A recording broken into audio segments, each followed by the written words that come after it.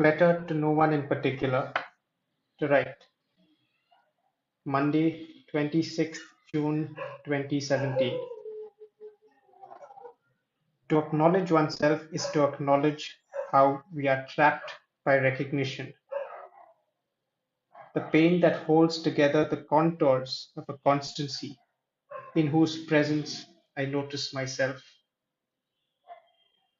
What do we wait for, those who write letters with no one in mind?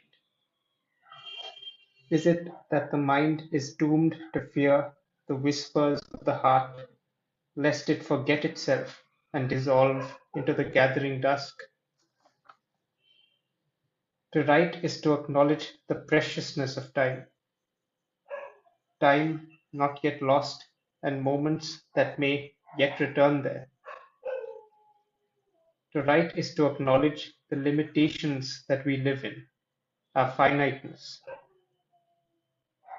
The way the subject of a composition changes bears witness to that leap of the heart when unsure of the consequences of giving voice to what it says. To write is hence to keep a secret to ourselves that perhaps the sheer momentum of words may erase.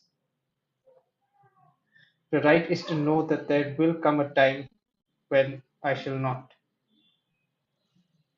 To write is to say that such a moment has not yet been created. To write is to welcome that which makes life worth living. To write is to learn that the hand can never forget why it moves, though only explained in a riddle of habits that may perhaps be muscular. To read is to notice the edges of a mind, which is not a shape but perhaps a disjointed line. In geometry, we may call these line segments, but writing is partly to forget the points. To write is to grieve, and it is the hardest thing to grieve what one has never confessed to.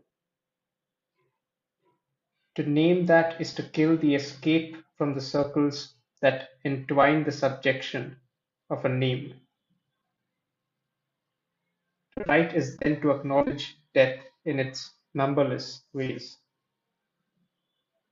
And yet we live, us strange creatures, who are never captured by a lens broadcasting from the ocean floor to Nat Geo, which my grandfather watches and occasionally deigns to explain that it is all about survival of the fittest.